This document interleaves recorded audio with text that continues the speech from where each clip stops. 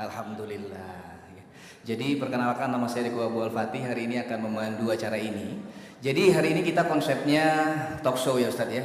Insya Allah kita talk show. Jadi membahas tentang hukum jual beli online. Dan alhamdulillah guru kita sudah hadir hari ini di sini. Memang beliau sangat padat agendanya tuh, masya Allah. Kemarin itu di Dumai, tadi workshop dari pagi sampai sore. Istirahat cuma bentar aja, jalan lagi ke sini. Besok ada lagi agenda dan seterusnya. Dan tentunya itu membutuhkan tenaga yang luar biasa. Doakan guru kita semoga selalu dalam keadaan sehat, Allah jaga ya, amin ya rabbal alamin. Mungkin alangkah baiknya kita sapa dulu Ustaz kita ya.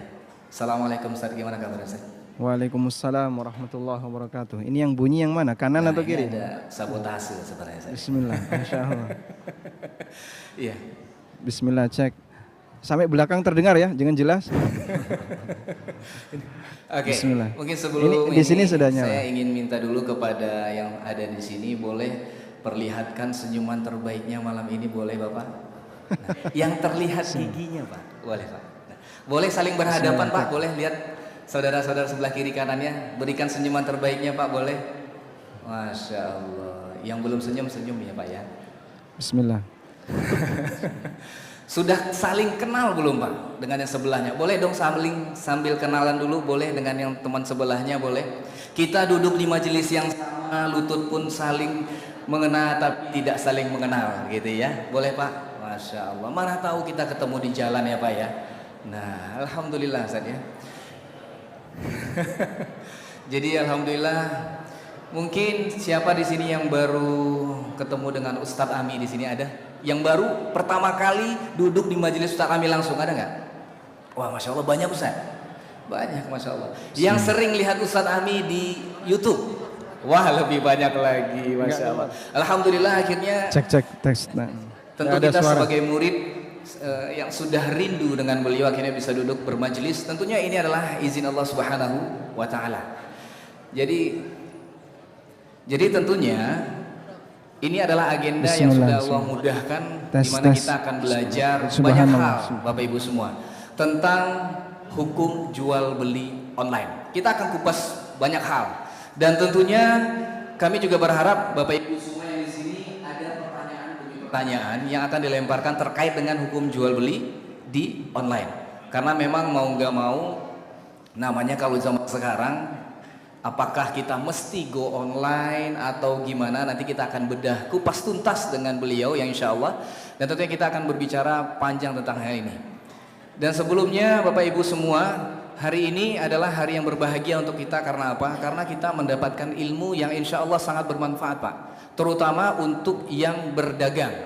Berdagang ini mungkin hari ini kita sering berdagang secara offline, secara langsung, tapi kalau zaman sekarang yang kita lihat, mau tidak mau, kita sepertinya harus masuk online Pak. Kalau boleh tahu, kalau saya boleh tahu, yang di sini ikut berjualan online ada nggak Pak? Yang sekarang berjualan online, ada nggak? Misal, oh ada, yang di belakang, masya Allah. Ada lagi yang ikut berjualan online, misal berjualan di marketplace, gitu ya. Intinya bagaimana berjualan di online. Nah, ya.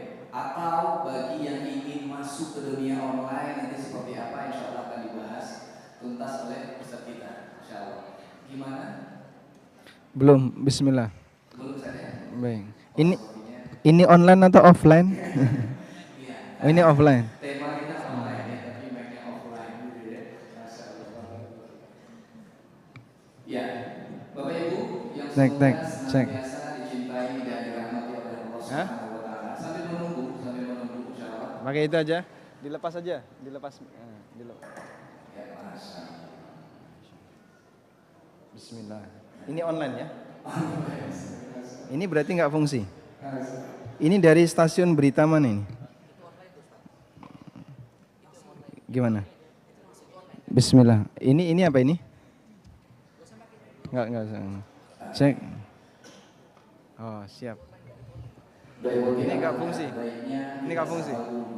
Assalamualaikum warahmatullahi wabarakatuh. Waalaikumsalam warahmatullahi wabarakatuh. Jadi ini tetap dipakai ya? Oh, ini untuk nyambung ke online. Jadinya begini. Masya Allah. Saya harus menghadap kemana ini? Yang ini apa ini? Yang ini? Kalau yang ini apa ini? Yang kiri? Masjid. Tapi nggak ada suaranya. Cek. Kecil. Oh, masya Allah. Suara antum sama suara saya gede mana, Mas? Kita tukeran mikrofon gimana? Atau kita tukeran Masya Allah.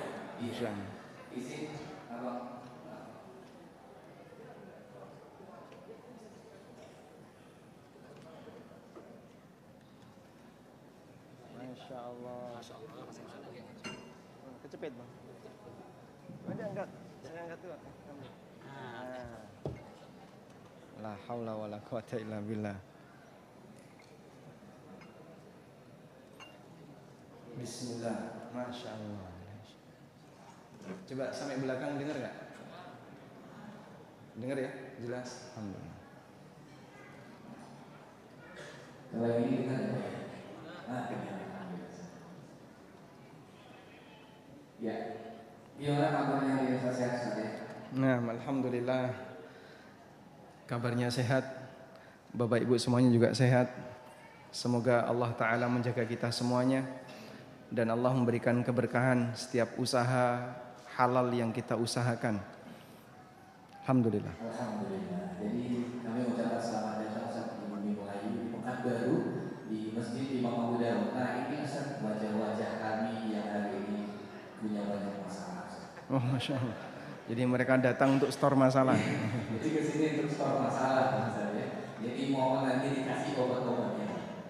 Kalau saya lihat senyuman-senyumannya kepaksa semua. Saya nggak tahu Ustaz. Di sini masih ada yang belum nikah ada Pak? Ada yang belum nikah ada? Oh. Yang sudah nikah ada Pak? Jadi yang semua di sini gimana? Nikah belum? Yang istri juga belum Ustaz. Jadi statusnya nggak jelas. Atau yang nikahnya udah 2 kali boleh Pak? Masya Allah. Nah ini mau ngomongin alhamdulillah Ustaz sudah di Pekanbaru. Jadi sebelum kita akan membahas panjang lebar tentang hukum jual beli online, tentunya kita sering melihat beliau di layar kaca kita, di YouTube terkait tentang muamalah, dan beliau memang concern tentang muamalah. Nah, tapi kita ingin bertanya ini, kalau dari gelar beliau itu kan Ustadz Aminul Baik STBA, BA kan Pak ya? Nah kira-kira ada yang tahu nggak BA-nya apa? Ada yang tahu? Kira-kira BA-nya apa? Nah ini yang ingin kita tanyakan. Jadi kita ingin tahu sebenarnya dalam memasuki sampai ke titik ini Ustaz menjalani pendidikan yang seperti apa Ustaz? Hingga sampai katanya kalau Ustaz dulu pernah bermain nuklir, saya nggak tahu juga. Apakah bermain nuklir, belajar tentang nuklir saya juga tidak tahu. Nah kira-kira gimana Ustaz? Dalam pendidikan Ustaz? Kalau pendidikan saya tidak misterius Mas. Biasa saja, insya Allah bisa dijangkau oleh siapapun. Alhamdulillah Allah Ta'ala mudahkan bagi kita semuanya untuk bisa belajar agama. Jadi kalau ST-nya itu memang dari UGM.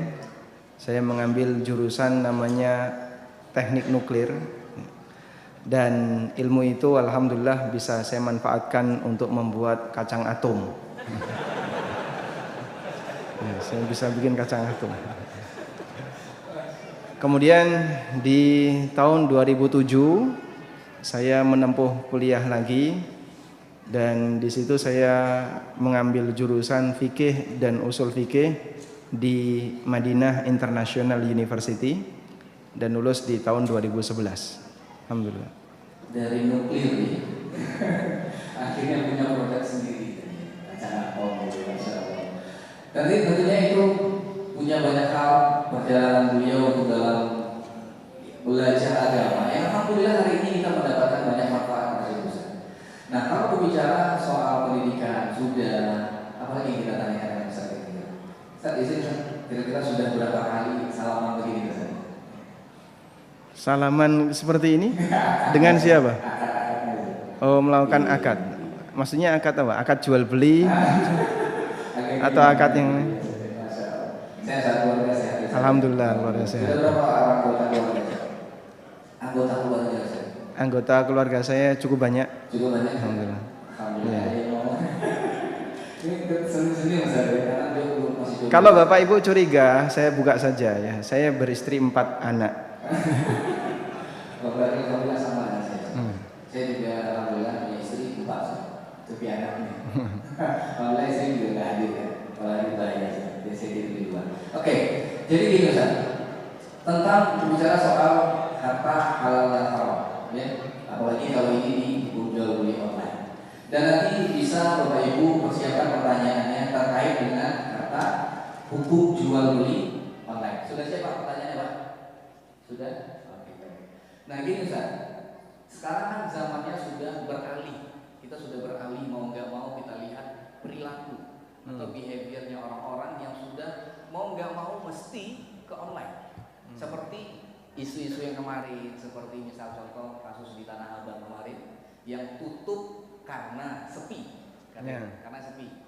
Tiba-tiba akhirnya ada satu platform yang mana hari ini ditutup karena di situ luar biasa. TikTok Shop lah kita katakan TikTok Shop. Di situ itu luar biasa, kemarin orang berjualan di sana. Nah tentu untuk masuk di dunia online kan kita mesti tahu hukum-hukumnya. Nah yang ingin kita tanyakan pertama adalah apakah kita mesti go online?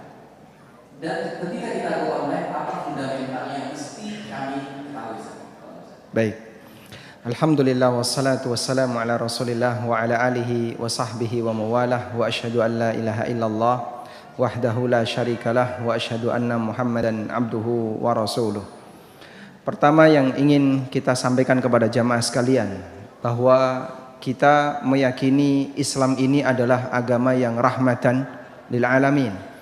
Sebagaimana yang Allah tegaskan dalam Al-Qur'an, "Wa ma arsalnaka illa rahmatan lil alamin." Tidaklah aku mengutusmu wahai Muhammad kecuali menjadi rahmat bagi seluruh alam. Dan status beliau diutus oleh Allah menjadi rahmat bagi seluruh alam itu jasad beliau ataukah ajaran beliau? Yang benar yang mana? Jasad atau ajarannya? Ajaran. Karena kalau jasad beliau itu dibatasi oleh waktu dan tempat. Sehingga jika kita memahami posisi rahmatanil alamin adalah sosok Nabi sallallahu alaihi wasallam, maka itu terbatas dengan waktu dan juga terbatas dengan tempat. Kita tidak pernah ketemu dengan beliau. Dan zaman kita jauh dari zaman beliau, tempat kita juga jauh dari tempat beliau. Sehingga kalau dibatasi pada sosok beliau, berarti kita nggak dapat manfaat dari rahmat itu. Oleh karena itu, yang lebih tepat bahwa status rahmatanil alamin adalah ajaran Nabi sallallahu alaihi wasallam. Maka beliau berstatus sebagai rahmatan alamin sejak diutus oleh Allah.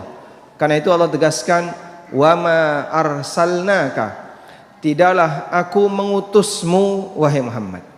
Sehingga sejak beliau jadi utusan, di posisi itulah beliau menjadi rahmat bagi seluruh alam. Ajaran itu tersebar ke seluruh penjuru dunia.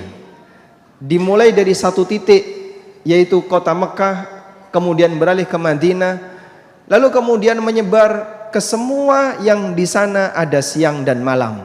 Nabi sallallahu alaihi wasallam pernah mengatakan, "La yablughanna hadzal amru ma balagal lailu wan nahar."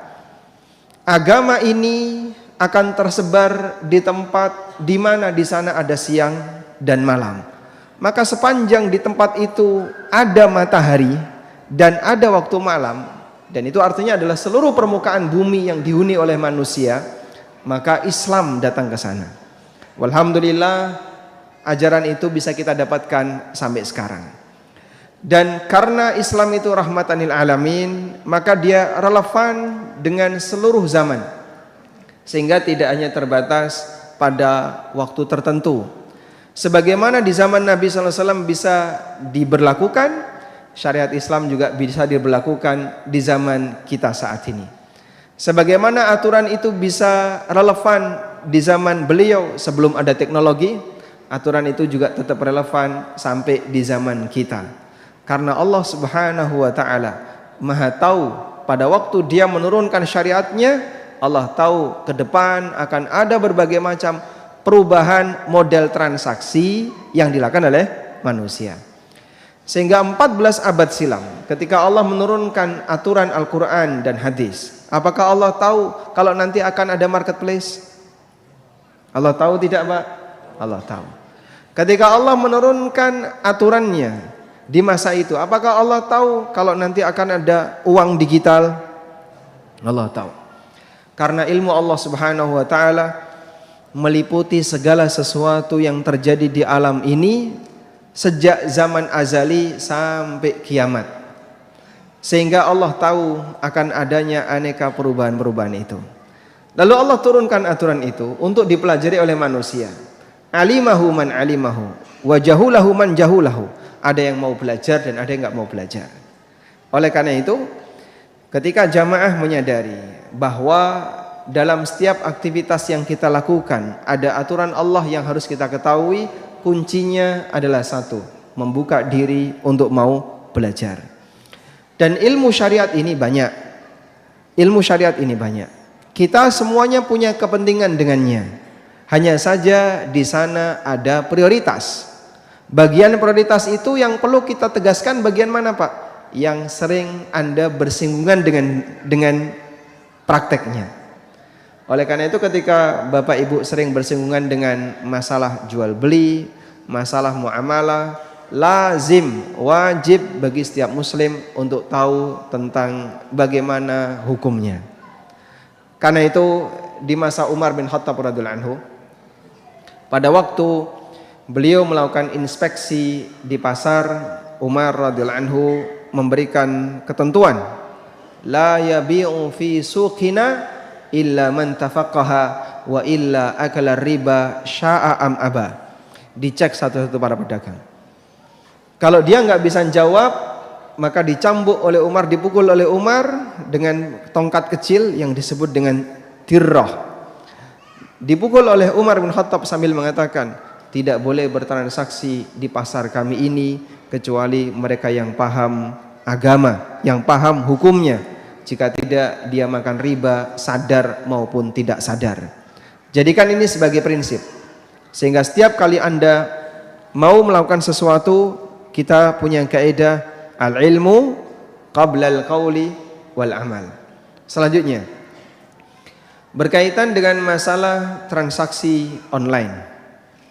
Pada asalnya urusan dunia itu hukumnya mubah, kecuali yang dilarang oleh syariat. Kenapa urusan dunia itu hukumnya mubah? Karena Nabi SAW telah menyerahkan urusan dunia itu kepada manusia. Nabi SAW pernah bersabda, antum a'lamu bi amri dunyakum. Hadis riwayat Muslim. Kalian lebih ngerti tentang urusan dunia kalian. Sehingga bagaimana urusan dunia kita, Rasulullah SAW serahkan kepada umatnya. Namun ada dua hal yang perlu kita bedakan. Ada urusan dunia dan ada hukum urusan dunia. Ada urusan dunia, ada hukum urusan dunia. Sama atau beda? Beda. Kalau urusan dunia, Nabi SAW mengatakan, kalian lebih ngerti, antum a'lamu bi amri dunyakum. Kalian lebih paham tentang urusan dunia kalian. Tapi kalau hukum urusan dunia, Rasulullah SAW yang paling paham. Karena bicara hukum berarti kaitannya dengan aturan yang diturunkan oleh Allah. Masalah batasan halal dan haram. Tapi kalau bicara urusan dunia, itu kaitannya dengan teknis, kaitannya dengan metode, dengan cara, dan seterusnya. Bagaimana cara orang bermuamalah? Bebas. Bagaimana cara orang dan metode orang dalam bertransaksi? Boleh dikembangkan. Karena dalam hal ini Nabi SAW kembalikan kepada umatnya. Tapi kalau kita berkaitan dengan masalah aturan, kembalikan kepada syariat yang ditetapkan oleh Allah Ta'ala. Maka bedakan antara kalimat ini ya. Kalian lebih paham tentang urusan dunia kalian. Kalimat yang kedua, kalian lebih paham tentang hukum urusan dunia kalian. Yang benar yang mana? Satu atau dua? Pertama atau kedua? Pertama. Kalau pertanyaannya, siapa yang paling paham tentang hukum urusan dunia? Rasulullah sallallahu alaihi wasallam. Selanjutnya adalah mereka yang belajar dari Nabi sallallahu alaihi wasallam. Lalu generasi setelahnya yang belajar dari para sahabat, dan demikian seterusnya hingga di zaman kita. Dipahami ya? Baik. Kemudian berikutnya berkaitan dengan masalah transaksi online. Apa hal yang paling mendasar yang perlu kita pahami? Tentang transaksi online, pada prinsipnya aturannya sama sebagaimana transaksi offline. Pada prinsipnya dalam transaksi online sama sebagaimana transaksi offline. Sudah? Ada beberapa aturan yang penting untuk diperhatikan di situ. Yang pertama, semua benda ribawi yang merupakan turunan emas dan perak tidak boleh ditransaksikan secara online. Benda ribawi berupa emas dan perak dan turunannya tidak boleh ditransaksikan secara online. Maka tidak boleh jual beli emas secara online, jual beli perak secara online, baik yang bentuknya batangan maupun yang bentuknya perhiasan. Kenapa enggak boleh? Nabi SAW pernah bersabda, "Adz-dzahab bidz-dzahab riban illa ha wa ha. Al-fiddah bil fiddah riban illa ha wa ha. Adz-dzahab bil fiddah riban illa ha wa ha." Emas dengan emas statusnya riba kecuali jika ditransaksikan dari tangan ke tangan. Perak dengan perak statusnya riba kecuali ditransaksikan dari tangan ke tangan. Emas dengan perak juga riba kecuali jika ditransaksikan dari tangan ke tangan. Hadis riwayat Bukhari. Sehingga beliau menyebut ketika itu tidak dilakukan secara tunai, tidak dari tangan ke tangan, masuk kategori riba. Inilah yang mendasari kenapa jual beli emas, perak dan turunannya, perhiasan emas, perhiasan perak dan yang lainnya tidak boleh dilakukan secara online karena disebut riba jika tidak tunai. Nomor satu. Yang kedua, bahwa kita tidak diperbolehkan untuk menjual barang yang belum kita miliki. Nabi SAW pernah berpesan kepada sahabat Hakim bin Hizam radhiyallahu anhu. Siapa Hakim bin Hizam? Beliau adalah keponakannya Khadijah. Khadijah bintul Khuwailid, istri Nabi SAW. Hakim bin Hizam masuk Islam ketika Fathu Mekah. Dan beliau termasuk di antara pedagang di kota Mekah yang banyak konsultasi kepada Nabi SAW dalam masalah jual beli. Oleh karena itu, banyak sekali hadis tentang masalah hukum jual beli, perawinya adalah Hakim bin Hizam. Hakim bin Hizam pernah bertanya kepada Nabi SAW tentang menjual sesuatu sebelum dimiliki. Maka Nabi SAW mengatakan, la tabi' ma laysa indak. Jangan kau jual sesuatu yang belum kau miliki.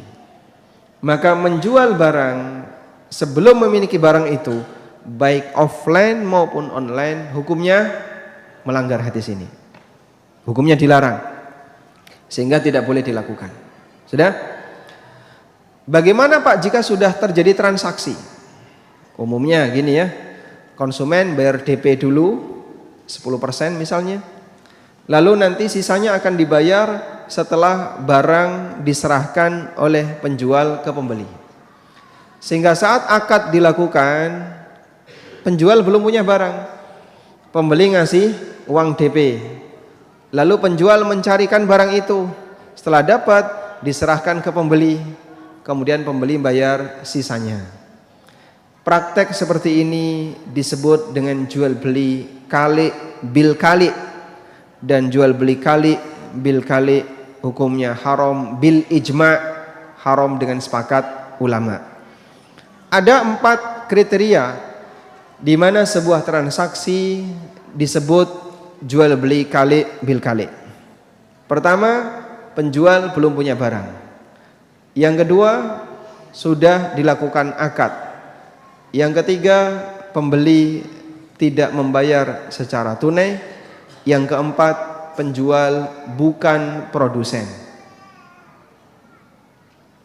Ada yang mau ngulang? Ada yang bisa ngulang? Angkat tangan. 4 kriteria jual beli kali bil kali. Ada yang mau ngulang? Baik. Pertama apa tadi? Penjual belum punya barang. Yang kedua, sebentar dulu, belum ada. Sudah dilakukan akad. Yang ketiga, kalimat yang benar, pembeli belum membayar secara tunai. Kasih DP atau yang lainnya, yang jelas dia belum bayar secara tunai. Yang keempat,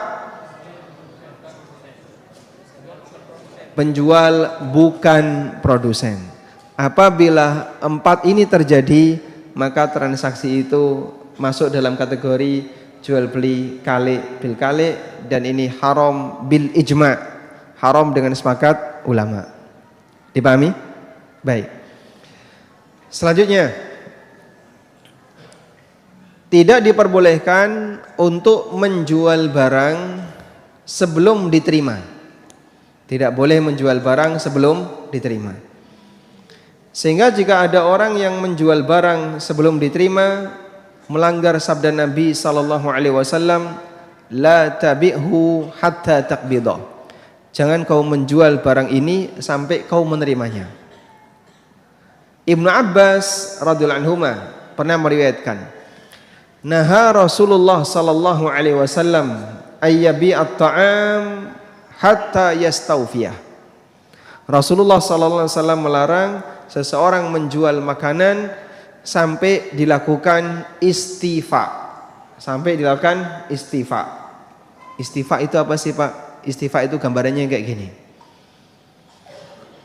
Ada depo semen. Di gudang itu tersimpan 1000 sak semen. Ya? Lalu Anda punya toko bangunan, membeli dari depo ini sebanyak 100 sak semen.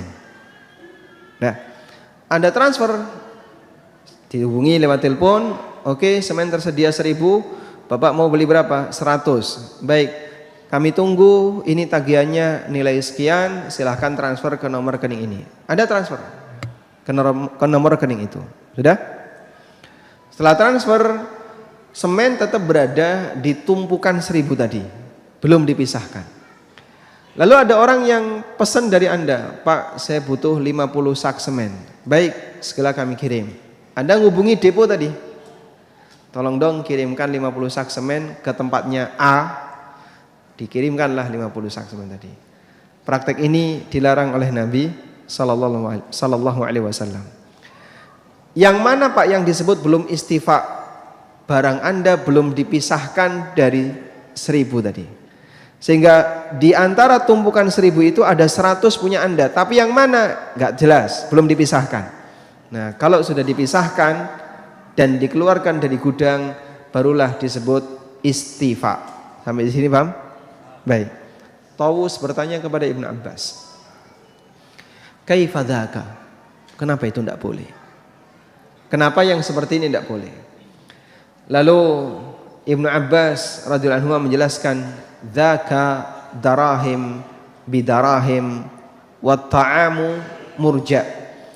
Karena hakikatnya itu adalah uang ditukar dengan uang, sementara barangnya tertunda. Udah? Belum paham, Pak? Baik, saya kasih ilustrasi. Sampai jam berapa isyaknya? Isyak jam berapa? Hah?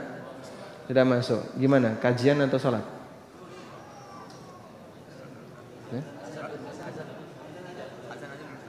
Azan dulu, lanjut kajian, salat setelah.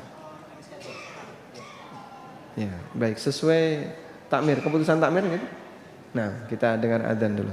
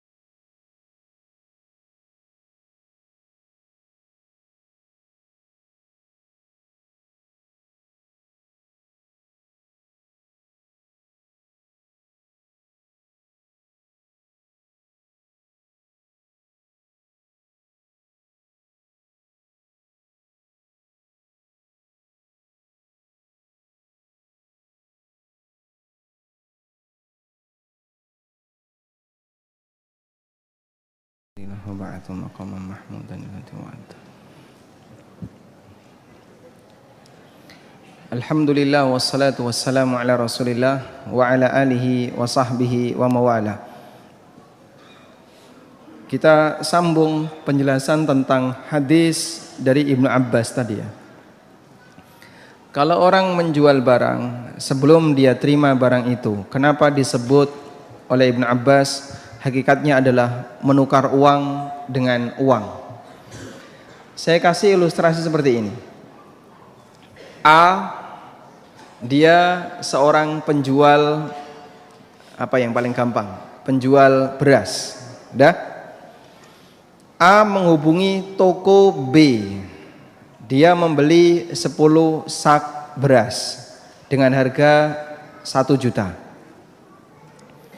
Lalu dibayarlah oleh A dengan cara transfer 1 juta.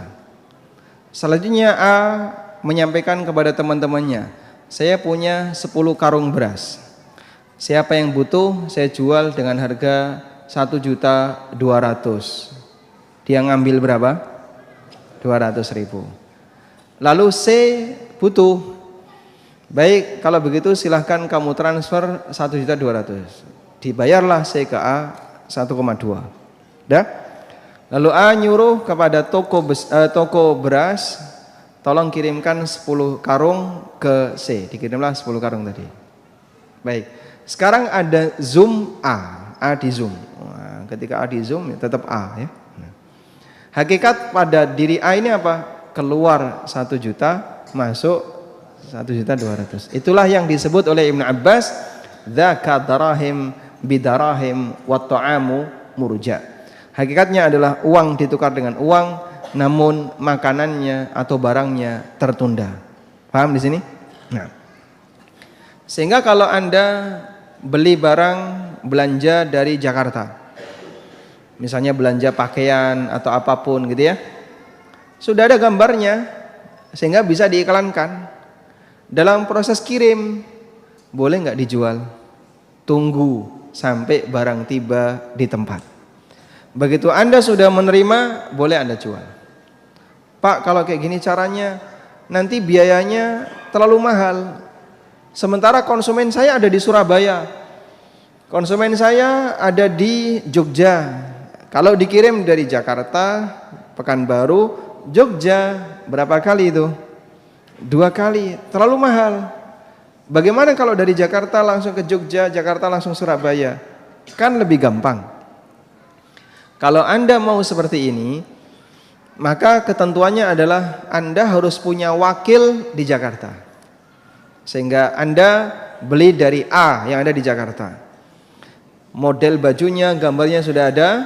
Sudah? Selanjutnya setelah transaksi Anda minta teman Anda di Jakarta B datang ke A. Baik, saya mewakili Pak Budiman untuk menerima bajunya Pak Budiman. Maka B ini datang hanya untuk menerima. Lalu oleh A diserahkan, ini bajunya Pak Budiman sesuai dengan akad yang kita lakukan. Dah?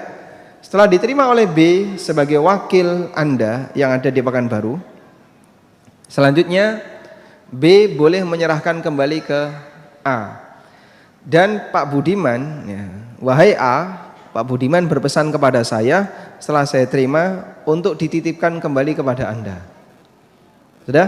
Berarti ada akad tambahan, namanya akad apa? Wakalah. Akad apa? Wakalah. Budiman mewakilkan kepada B untuk menerima barangnya, lalu B mewakilkan kepada A untuk kembali menerima barang itu karena mau dikirim ke Surabaya.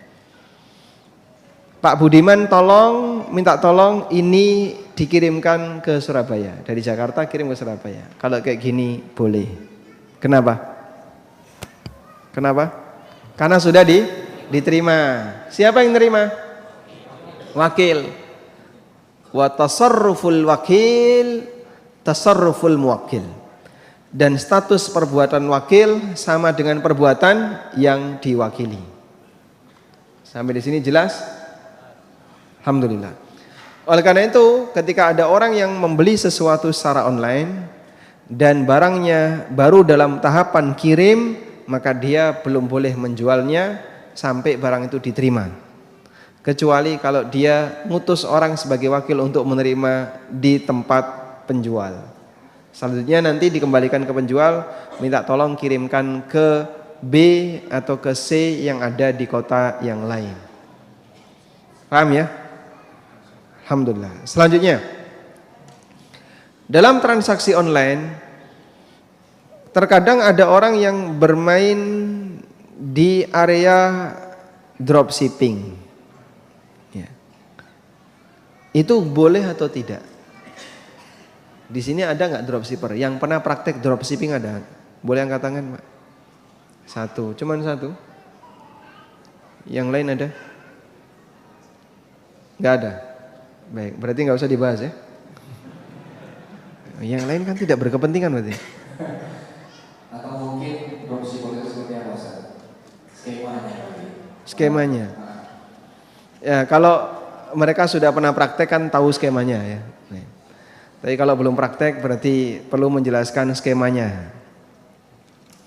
Ada orang yang dia tidak punya barang, tapi dia ingin menjual tanpa harus kulaan, memanfaatkan uang dari konsumen, begitu?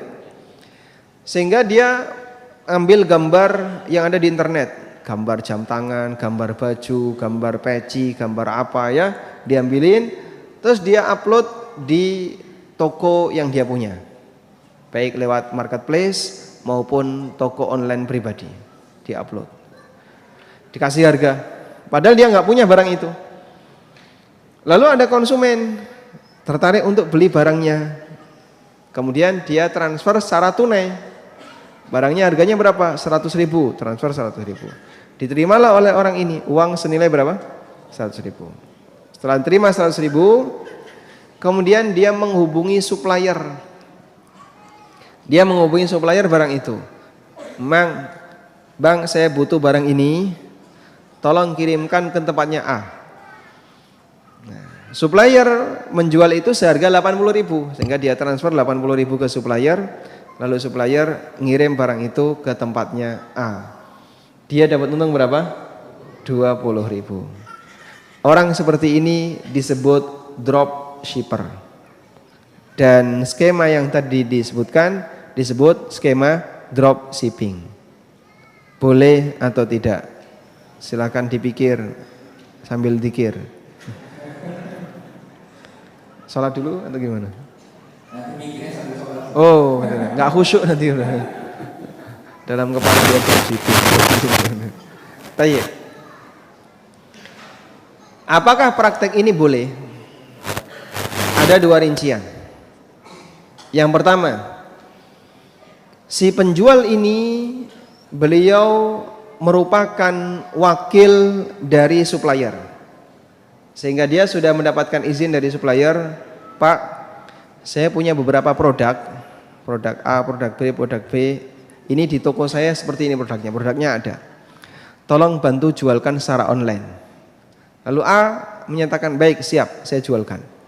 Akhirnya produk itu difotoni semua, terus dia upload secara online. Nanti kalau ada yang beli, dia tinggal ngambil di tempat temennya ini. Praktek ini boleh, berarti status A dalam hal ini adalah wakil, karena dia sudah mendapatkan apa? Izin dari pemilik. Sehingga transaksi yang dilakukan oleh A dalam hal ini adalah mewakili pemilik. Hukumnya boleh. Meskipun praktek dropshippingnya. Sehingga ketika ada konsumen diminta bayar tunai, sudah. Ketika sudah bayar tunai, baru setelah itu apa? Dia kirimkan ke supplier uangnya, dia ngambil untung, lalu barangnya dikirim kemana? Ke konsumen.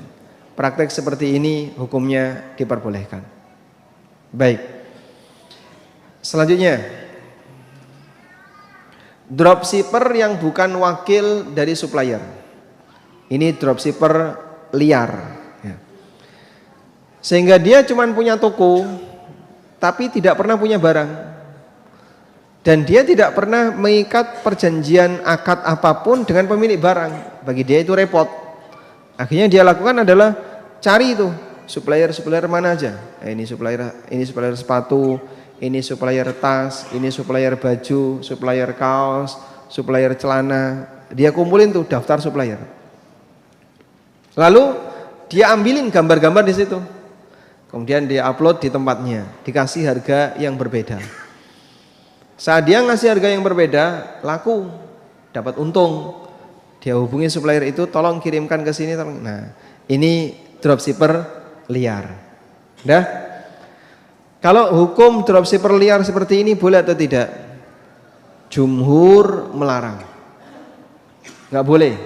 Kenapa nggak boleh, Pak?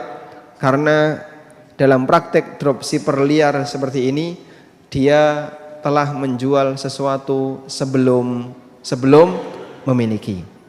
Dan menjual sesuatu sebelum memiliki hukumnya melanggar hadis Hakim bin Hizam seperti yang tadi kita sebutkan. Sampai di sini paham? Jelas ya? Alhamdulillah. Oleh karena itu dalam praktek ini seharusnya dia minta izin kepada pemilik supplier tadi. Kalau dia sudah dapat izin, barulah dia boleh menjualkan dengan izin dari supplier. Wallahu a'lam. Masya Allah. Dicatat semua dari poin-poinnya ya. Tadi ada beberapa fundamental yang mana ketika kita masuk pasar online itu sebenarnya prinsipnya sama dengan jual beli offline. Tadi perkataan Umar radhiyallahu anhu mengatakan tidak boleh bertransaksi sebelum mereka tahu tentang atau mereka kecuali paham tentang agama, karena khawatir mereka akan terjerumus di balik saya. Nah, Masya Allah, tadi terkait tentang dropshipper. Dropshipper itu ada dua, yang mana satu diperbolehkan dan yang satunya juga mengatakan tidak diperbolehkan. Nah, apakah yang pertama itu, apakah dia sama dengan marketer? Marketer itu ketika dia diwakilkan, hanya saja dia menjual itu keuntungannya sudah ditetapkan oleh si yang punya barang. Baik. Jadi masalah nama disebut marketer, dropshipper, reseller, terus apa lagi, exporter dan seterusnya itu hanya nama ya. Masalah nama bebas, mau disebut apapun bebas. Yang jelas kalau dari sisi tinjauan fikih, orang ini wakil yang diperintahkan untuk menjualkan. Dan ini disebutkan dalam Sahih Bukhari. Beliau mengutip keterangan yang disampaikan oleh Ibnu Abbas radhiyallahu anhuma. Ibnu Abbas pernah mengatakan, la ba'sa ayyakula bi hadza famazada ala kadza wa kadza fa huwa laka. Boleh seseorang mengatakan, tolong jualkan HP ini. Jika lebih dari nilai sekian, itu jadi milik kamu. Sehingga ada orang titip jualkan mobil ya. Pak, tolong jualkan mobil saya ya. Pokoknya mobil saya ini kamu jualkan, store ke saya 100 juta. Kalau kamu bisa berhasil menjualkan lebih dari itu punya kamu. Akhirnya si A berhasil menjual senilai 150. Maka yang 100 juta serahkan kepada pemilik, yang 50.000 jadi miliknya si A. Karena laku 100 juta 50.000. Ini dibolehkan oleh Ibnu Abbas radhiyallahu anhu dan itu disebutkan dalam hadis riwayat Bukhari. Nah, dan terkaitnya juga ada yang hal yang lagi viral itu adalah affiliate. Nah, affiliate. Jadi kemarin itu kita lihat banyaknya affiliate di mana dia juga menjual barang dia tidak punya sebenarnya. Cuma dia buat kontennya, kemudian dia jualkan dan dia mendapatkan keuntungan itu dengan share linknya dia. Nah, sekarang gimana sih hukumnya tentang yang namanya affiliate sebuah produk? Apakah ada ketentuan tertentu? Ini kalau lihat dari jamaah yang hadir usianya beragam ya. Kadang saya berpikir kalau sudah tua dengar affiliate itu panganan opo ya affiliate. Makanan apa tuh Pak affiliate itu Pak? Tapi Anda tetap sabar untuk dengerin ya. Baik. Bisnis afiliasi artinya adalah dia memberi kesempatan bagi orang lain untuk turut serta memasarkan, lalu nanti dia diberi ujroh. Pada prinsipnya afiliasi seperti ini akad utamanya adalah akad ju'alah. Ada akad namanya akad ju'alah. Akad ju'ala itu kalau bahasa kita ya sayembara. Allah sebutkan cerita tentang ju'ala seperti pengumuman yang disampaikan oleh Yusuf alaihissalam ketika saudara-saudara Yusuf mau pulang meninggalkan istana. Qala ya ayyuhal 'iru innakum lasarikun. Beliau mengatakan, wahai rombongan, kalian tuh maling, kalian pencuri. Qalu wa ma tafkidun. Maka saudaranya Yusuf menjawab, kalian kehilangan apa? Kok nuduh kami pencuri? Qalu nafkidu suwa'al malik. Kami kehilangan gantangnya raja.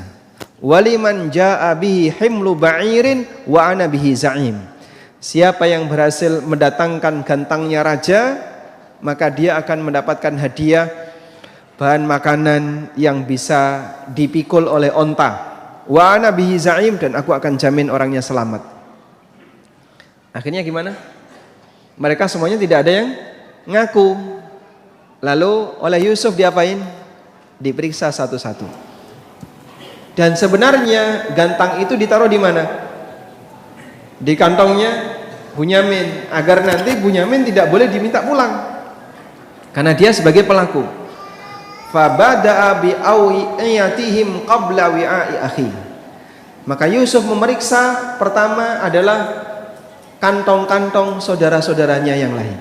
Nah, diperiksa, kok nggak nemu. Sampai yang terakhir Bunyamin. Loh, ketemu di Bunyamin. Sekarang Bunyamin ditangkap, nggak boleh pulang. Wah, saudaranya bingung.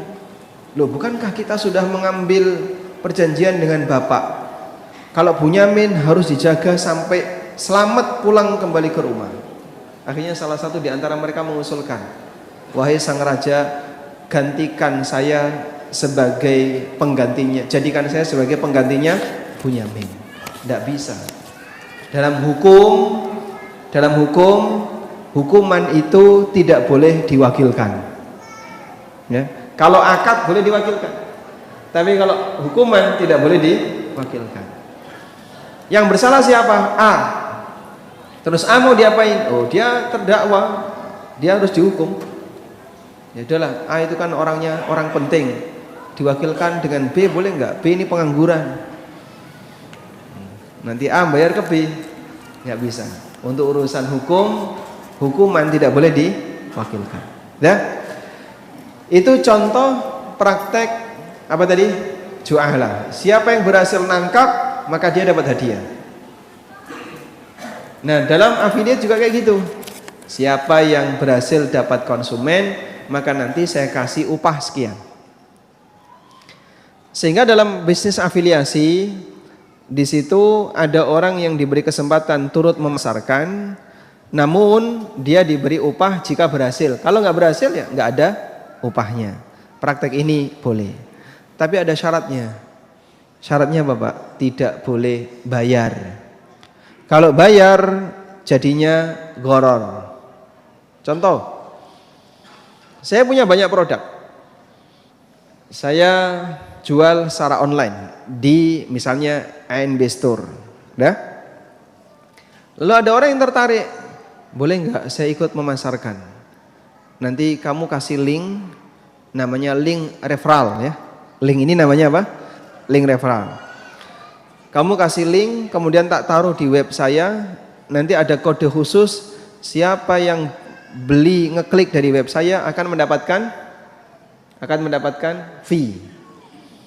Baik, tapi saya minta syarat, Bapak harus bayar dulu senilai 200.000 baru bisa memasarkan.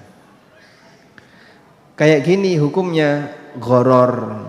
Ghararnya di mana, Pak? 200.000 itu nggak jelas. Nggak jelasnya di mana? Bayar 200.000 dapat apa? Kesempatan memasarkan. Dapatnya apa? Kesempatan memasarkan. Dan yang namanya kesempatan memasarkan itu sifatnya peluang. Kalau sifatnya peluang ada dua kemungkinan, bisa berhasil, bisa gagal. Kalau berhasil untung, kalau gagal buntung. Maka 200.000 dapatnya enggak jelas. Disebut dengan apa? Gharar. Tapi kalau gratis boleh. Wallahu a'lam. Masya Allah, alhamdulillah. Udah tahu dari apa? Dari fikih Pak ya. So, karena di sini ada Mas ya. Nah, alhamdulillah juga sudah masuk banyak pertanyaan hari ini Ustaz. Di sini izin saya membacakan yang pertama. Bismillah. Kalau misalkan kita itu datang ke satu toko, kemudian kita minta izin untuk menjualkan produknya, dan kemudian kita menaikkan harga dari harga si toko tadi. Nah, apakah ini termasuk ke dalam dropshipper yang liar, Ustaz? Sudah minta izin ya? Dia sudah minta izin. Kalau sudah minta izin berarti bukan dropshipper yang liar. Masuk kategori dropshipper liar jika dia belum minta izin. Sehingga dalam hal ini kalau Anda sudah minta izin ke toko untuk menjualkan, lalu nanti izin naikkan harga, silakan, hukumnya boleh. Wallahu a'lam. Baik. Mungkin di sini ada yang mau bertanya langsung dengan Ustaz, boleh? Foto? Ada? Nah, ada yang mau bertanya Ustaz ya. Cuman mic-nya mana? Masya Allah ya. Sambil nunggu mic-nya, yang mana ada mic-nya silakan kasihkan ke saudara kita. Dan tentunya hari ini kita berharap membahas tentang hukum jual beli online. Ya? Enggak jadi. Oh, enggak jadi. Nah, boleh silakan Bapak. Ya, silakan bertanya. Pakai mic ini aja. Ini gimana? Ya. Silakan, Fadhil.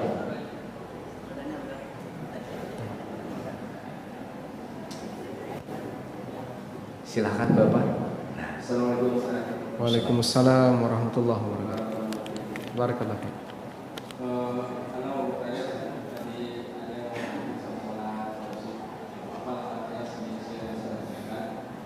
Yang pertama Ustaz, misalnya saya berlangganan belanja barang contoh rumah misalnya, saya sudah langganan dengan si bulan. Ternyata pada suatu ketika barang saya habis, sekarang saya butuh barang tersebut untuk dikirim ke area yang baik yang berdekatan dengan penjual, kebetulan kami beda kota, atau ke area lain. Tapi itu saya bayar setelah konsumen saya bayar saya pada dia. Nah, yang seperti ini dibolehkan atau tidak? Jadi Anda sudah berlangganan, lalu suatu ketika barang kosong di tempat Anda ya. Tapi di tempat langganan Anda ada? Ada. Nah, kemudian Anda terima konsumen, bayar tunai dia, baru Anda bayarkan ke tempat langganan. Dia bayarnya apa? Tunda. Konsumen Anda tunda. Baik. Kalau yang terjadi demikian berarti Bapak belum punya barang, konsumen sudah bayar DP, sementara konsumen dia tidak bayar tunai ya, dia bayar DP, sudah dilakukan akad dan kurma kan tidak mungkin diproduksi, maka memenuhi 4 kriteria apa tadi? Kali bil kali, karena posisi Anda dalam hal ini adalah sebagai trader, pembeli belanja kemudian jual ulang, maka praktek ini seharusnya tidak dilakukan. Sehingga Bapak harus berani untuk mengatakan, mohon maaf barang lagi kosong, tunggu dulu. Nah, kalau lagi kosong Bapak tidak boleh melayani dia. Wallahu a'lam. Baik, gimana Bapak? Sudah? Oh, Masya Allah, ada Pak Eri. Masya Allah. Silakan Pak Eri, pertanyaannya Pak Eri.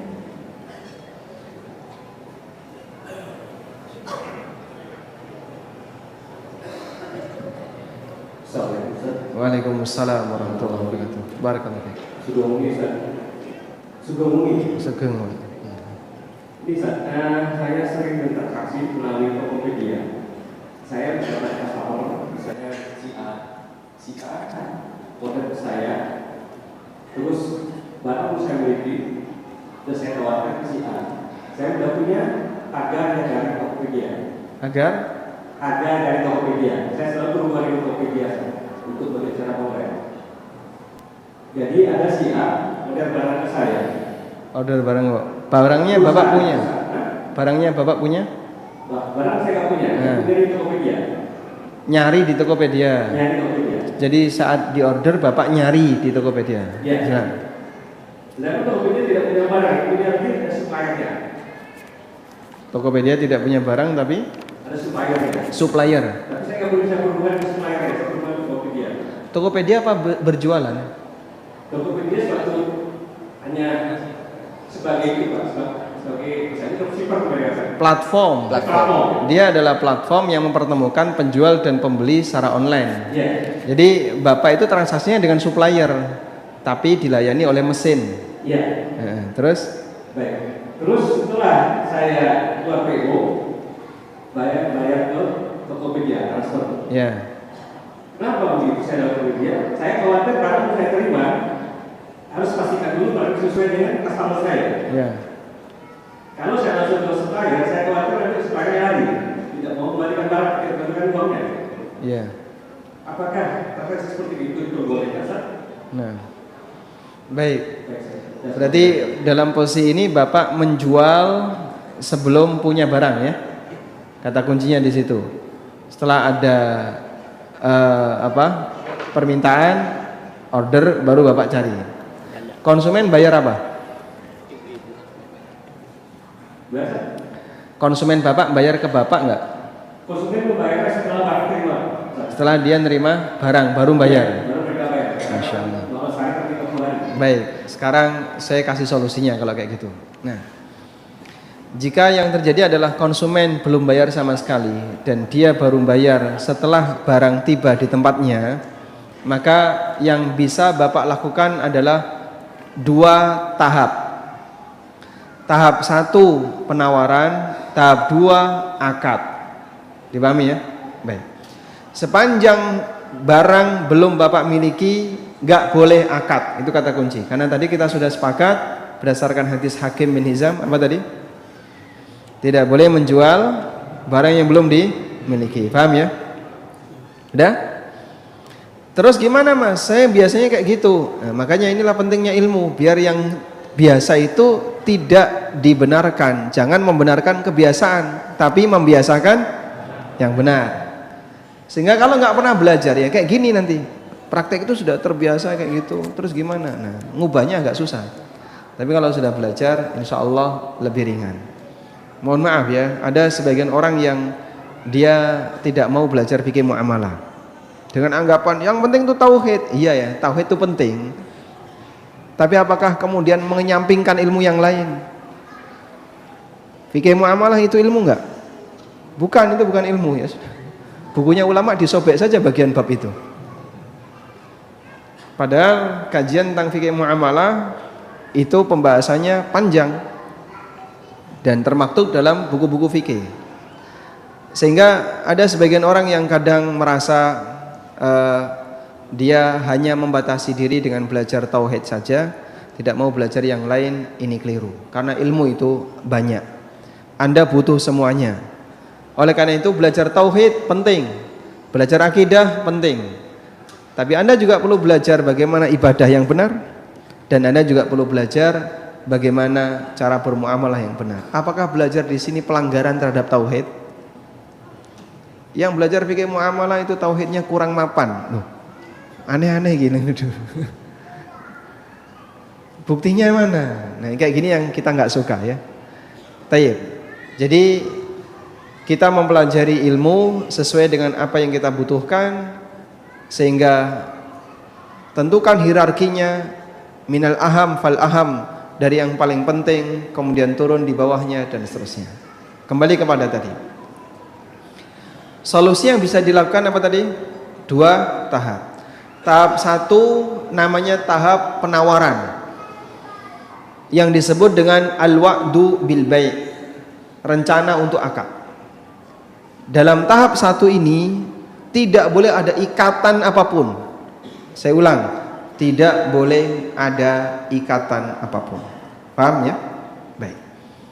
Sehingga ketika konsumen Bapak pesan ke Bapak, itu sifatnya tidak mengikat. Lalu Bapak pesan barang itu dari Tokopedia atau dari marketplace yang lain, dapatlah barang itu, lalu langsung dikirim ke konsumen. Setelah barang tiba di konsumen, Anda langsung datang ke rumahnya konsumen. nerima barang itu. Barang sudah saya terima. Sekarang transaksi dengan konsumen. Sehingga akadnya dilakukan ketika kapan? Barang tiba di tempat konsumen. Bapak datang ke tempatnya konsumen, Bapak terima barang itu di tempatnya konsumen dan langsung dijual ke konsumen. Sudah?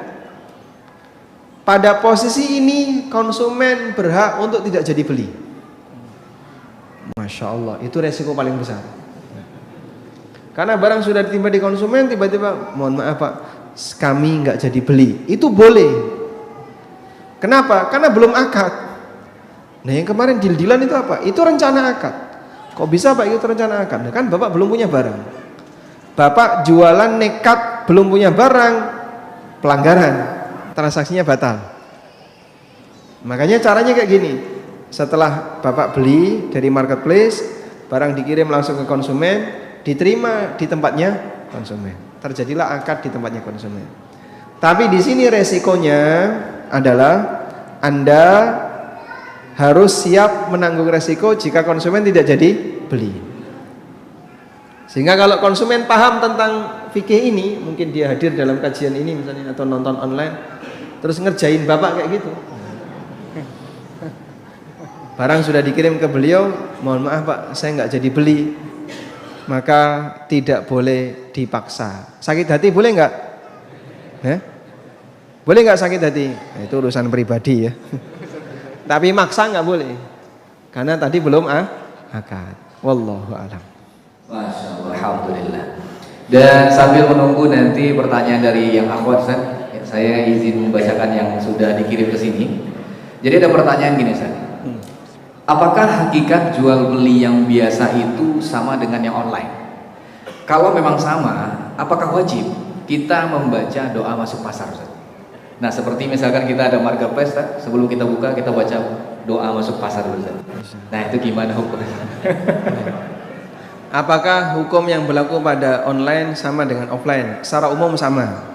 Apakah wajib baca doa? Masuk pasar offline saja nggak wajib, apalagi masuk pasar yang online. Orang masuk mall, masuk pasar offline, dia datang ke pasar, nggak baca doa, gimana statusnya? Batal nggak masuk pasarnya? Dosa atau tidak? Enggak ada. Karena doa masuk pasar hukumnya apa? Tidak wajib. Sudah? Meskipun ada keutamaan yang besar bagi orang yang membaca doa sebelum masuk pasar, masuk mall dan seterusnya. Karena dia berarti orang yang rajin berzikir. Di saat semua orang lupa kepada Allah, dia ingat kepada Allah Subhanahu wa taala. Tayyib. Selanjutnya, doa apa yang dibaca ketika mau membuka marketplace melalui HP? Yang dibaca adalah a'udzubillahi minasyaitonirrajim. Kenapa Pak? Apa yang dilihat pertama kali? Biasanya dilihat pertama kali apa? Iklan. Ada uratnya enggak? Nah, ya mungkin tidak ada doa khusus ya. Tidak ada doa tertentu. Barangkali mungkin Anda akan menjumpai aneka pelanggaran di situ. Itulah bagian dari bawaan marketplace. Karena namanya pasar kan banyak kotoran ya, banyak sampah dan seterusnya. Oleh karena itu, yang penting di sini kalau emang nggak butuh, jangan jalan-jalan di pasar online.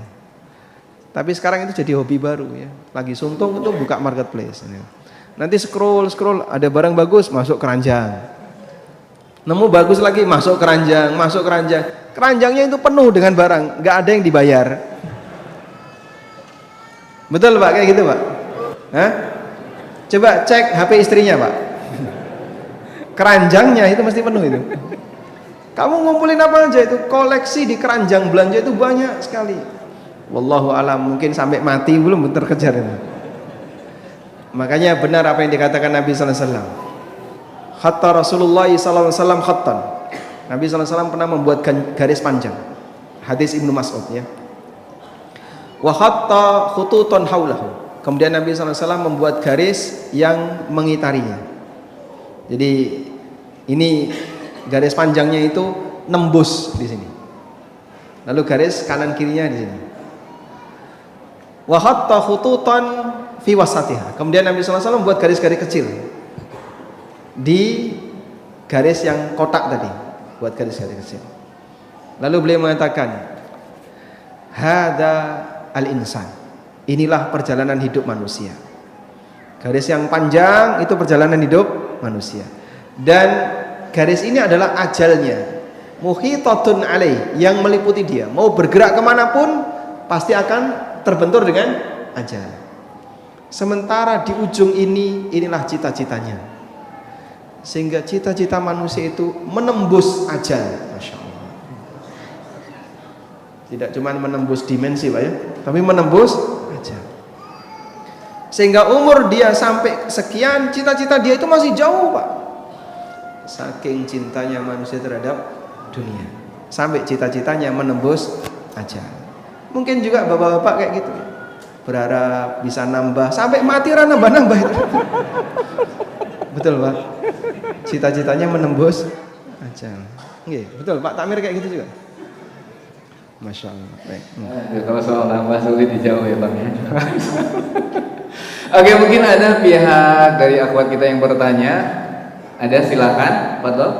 Mungkin kita serahkan dulu yang ke akhwat kita. Ya. Ada Ustaz. Assalamualaikum warahmatullahi wabarakatuh. Waalaikumsalam warahmatullahi wabarakatuh. Ustaz, Anda mau bertanya.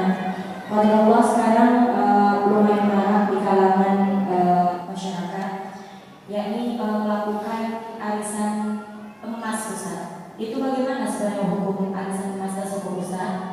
Jazakallahu khairan. Wassalamualaikum warahmatullahi wabarakatuh. Waalaikumsalam warahmatullahi wabarakatuh. Ada biasanya yang arisan emas itu bapak atau ibu? Ibu misalnya. Ada komplotan ibu-ibu. Sebutannya apa? Komplotan ya Ustaz. Komplotan Ustaz. Kelompok atau komplotan? Oh, kelompok. Misalnya 10 orang ya. Ada 10 orang. Iurannya 1 juta, berarti dapat 10 gram kurang lebih ya. 10 gram emas. Cuman kan harga emas itu sangat fluktuatif. Selisih jam aja sudah ada komanya, ada selisih harga. Sehingga iuran tanggal sekian hari ini masing-masing iuran 1 juta. Pas harga emas senilai 9 juta, misalnya 9.800.000 untuk 10 gram. Udah? Maka dari iuran 10 juta tadi masih sisa 200.000. Orang kedua, harga emas tepat 1 juta. Sehingga total 10 juta. Orang ketiga, harga emas sekarang 1.020.000. Sehingga dari iurannya butuh 10.200.000. Loh, terus beda-beda kayak gini iurannya berapa? Nggak seragam. Ini satu masalah. Sehingga ketika iurannya nggak seragam, ada orang yang terkadang dapat manfaat lebih besar dibandingkan dengan orang lain. Padahal dalam transaksi arisan hakikatnya adalah utang piutang. Hakikatnya adalah utang piutang. Paham di sini? Baik. Yang kedua, sebenarnya dari 10 orang ini A sampai A, B, C sampai C. Orang terakhir C. Udah? Ketika orang pertama dapat, berarti dia bayar 1 juta dapat 10 gram emas. Gitu? Nah, berarti dia sudah lunas belum? Belum. Dalam posisi ini dia masih terutang. Dan dia diutangi oleh teman-temannya. Orang kedua, dia bayar 1 juta nggak dapat apa-apa. Tunggu giliran berikutnya. Orang ketiga sampai yang ke-10, dia bayar yang 10 kali baru dapat. Berarti kan hakikatnya transaksi emas tapi tidak tunai. Dan itu riba nasi'ah. Oleh karena itu dalam hal ini arisan emas tidak kami rekomendasikan bagi yang sudah melakukannya taubat ya. Karena ini termasuk praktek riba nasi'ah. Wallahu a'lam. Ternyata itu riba ya Ustaz ya. Jadi buat yang sudah melakukan mungkin taubat gitu ya. Gimana, ada lagi yang mau bertanya di sini? Silahkan. Ada? Boleh mungkin lebih ke depan aja Pak. Karena di sini ada beberapa juga pertanyaan yang sudah masuk. Insya Allah kita sampai jam 8.30, ada sekitar 15 menit lagi lebih kurang insya Allah. Setelah itu kita akan sholat isya. Baik, Fadl, langsung pertanyaannya apa? Assalamualaikum warahmatullahi wabarakatuh. Saya juga kaget, laki-laki tapi suara perempuan gitu. Saya kaget loh ini. Iya. Gimana? Yang laki-laki dulu atau perempuan? Perempuan. Suara istrinya Bang, bukan? Bukan. Oke, silakan Ibu. Setelah ini kita serahkan ke abangnya ya. Assalamualaikum warahmatullahi wabarakatuh. Waalaikumsalam warahmatullahi wabarakatuh. Ustaz, saya Iya, sayangnya gimana?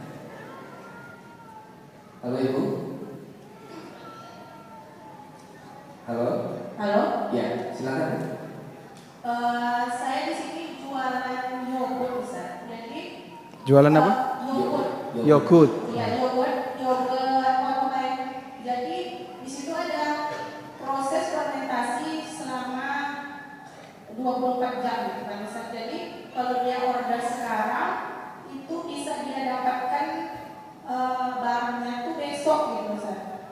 Itu udah diakadkan, udah dibilang dengan pembeli gitu, Ustaz. Tapi yang biasa yang saya lakukan tuh, Ustaz, saya suruh transfer dulu sih, Ustaz, gitu. Itu gimana ya hukum, Ustaz? Baik. Saya nggak tahu ilmunya ini, Ustaz, soal itu gitu, Ustaz. Tayyib, akad yang Anda lakukan, Anda kan produsen dalam hal ini ya. Karena Anda melakukan proses produksi. Sehingga dia bukan barang hasil alam, tapi barang olahan. Sehingga yang Anda jual barang jadi hasil olahan. Proses yang Anda lakukan ini namanya proses istisna. Sehingga akad Anda dengan konsumen adalah akad istisna. Dan dalam akad istisna atau akad minta diproduksi barang, dibolehkan terpisah antara akad dengan serah terima barang. Sehingga akadnya bisa malam ini, tapi serah terimanya besok boleh. Itu namanya akad istisna. Misalnya Bapak datang ke penjahit ya, lalu minta tolong dong buatkan baju kayak gini. Ini contohnya. Oleh penjahit diukur. Terus Anda diminta milih kain. Bisa jadi penjahit tidak sedia kain, tapi dia bisa mencarikan. Pengen yang kain apa Pak? Saya pengen yang warna putih, jenis kainnya kayak gini, tapi lagi kosong. Namun kita bisa usahakan. Oke, deal harga sekian, DP 10%. Lalu Anda pulang. Ini praktek kalik bil kalik atau bukan? Bukan. Kenapa? Ada proses produksi. Makanya 4 tadi ya. Syarat yang terakhir apa? Penjual bukan produsen. Kalau penjualnya produsen, tidak berlaku kalik bil kalik. Sehingga insya Allah praktek yang ibu lakukan hukumnya mubah. Walhamdulillah. Alhamdulillah. Nah sekarang giliran abang kita, jangan sampai suaranya keluar lagi. Oke, saya akan dulu.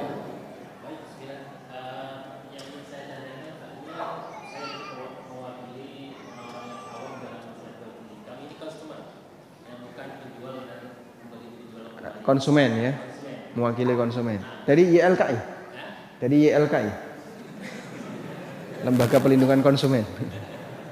Mungkin yang pertama pertanyaannya terkait tadi, mungkin minta tolong dijelaskan sekali lagi mengenai 4 kriteria tadi yang dilakukan.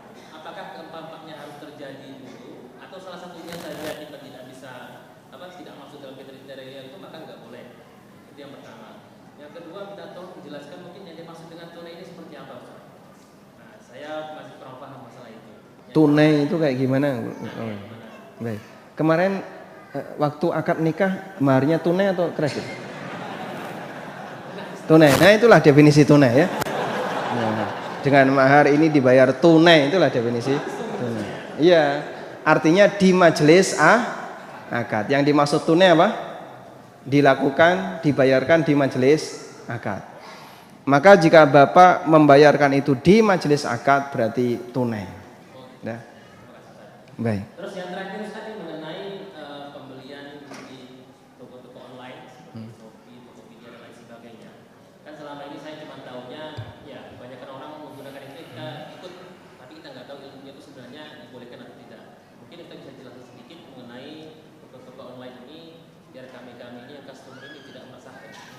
Enggak, per kasus saja Pak. Kasus apa yang Bapak jumpai yang itu dianggap bermasalah?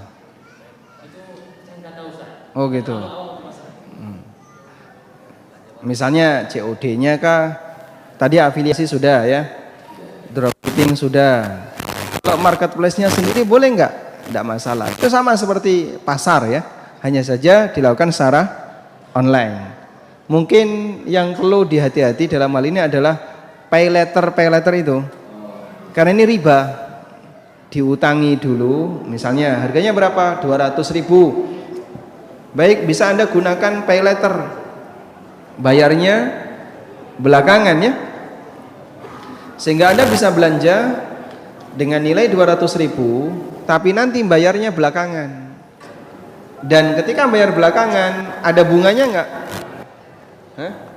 Pay letter bunganya berapa?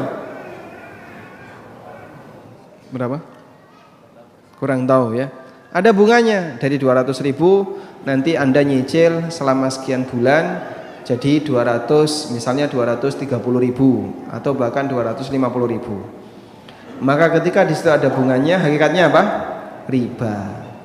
Anda diutangi dulu, lalu nanti bayarnya lebih. Praktek ini riba. Dipahami insyaallah? Nah, untuk yang pertama tadi apa Pak?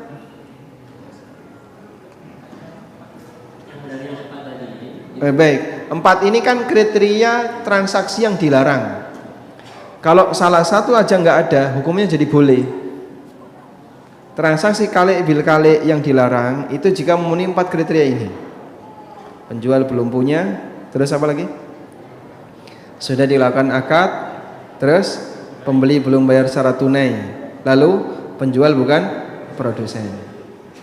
Apabila salah satu saja tidak masuk, transaksinya jadi boleh. Tapi kalau keempat-empatnya terpenuhi, transaksinya dilarang. Wallahu a'lam. Oke, gimana Bang? Sudah? Masya Allah, alhamdulillah. Ini masih banyak pertanyaan Ustaz, tapi kita masih ada sekitar 10 menit lagi insya Allah. Assalamualaikum warahmatullahi wabarakatuh Ustaz. Waalaikumsalam warahmatullahi wabarakatuh. Ana menjual barang secara PO yang mana Ana iklankan jika ada pembeli. Ana akan sampaikan bahwasanya pesan barang sesuai customer yang ikut PO. Jika barang sudah ready, baru Ana menyerahkan barang tersebut ke customer dan baru dibayar.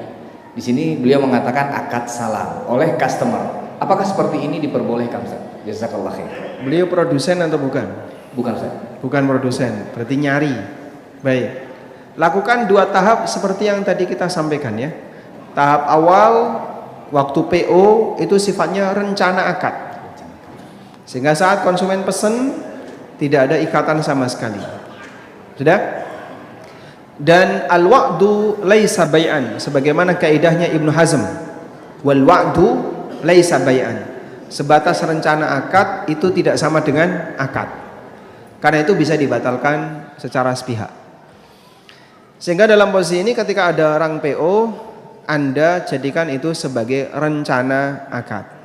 Anda cari barang, setelah dapat barang, antarkan ke konsumen, terus baru dilakukan akad. Jadi tahapan 1 rencana akad, tahapan 2 akad. Kapan akad dilakukan? Setelah menerima barang, setelah penjual menerima barang. Sudah? Dan praktek ini bukan salam.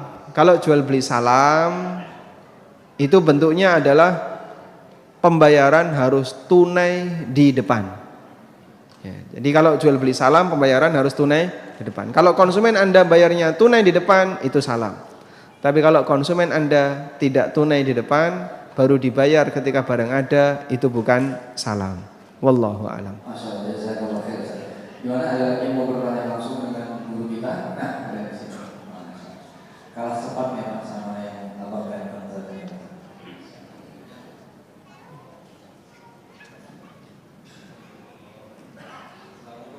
Waalaikumsalam warahmatullahi.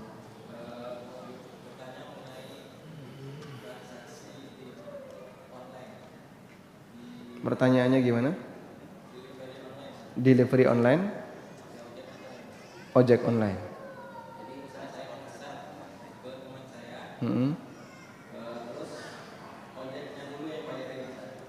Baik. Kemudian nanti Anda bayarnya ke ojek plus ongkir ya. Nah. Baik, insya Allah paham pertanyaannya. Pada kasus delivery online itu ada satu titik yang menjadi perdebatan atau bahan diskusi oleh para asatidzah, yaitu posisi driver ojek online ini bayari dulu. Misalnya Anda beli makanan atau beli pakaian di tempatnya A seharga 200.000, maka si driver bayari dulu 200.000, setelah itu diantarkan ke tempat Anda dan kemudian Anda bayar 200 plus ongkir. Nah, bayari dulu ini kan ditalangi dulu oleh driver. Ditalangi itu akadnya apa? Utang. Ditalangi itu akadnya utang. Lalu muncul diskusi di antara para asatidzah. Sebagian ada yang menilai ini haram karena melanggar sabda Nabi sallallahu alaihi wasallam, la yahillu salafun wa bai'. Utang tidak halal, utang digabung dengan jual beli. Tidak halal utang digabung dengan jual beli. Sudah?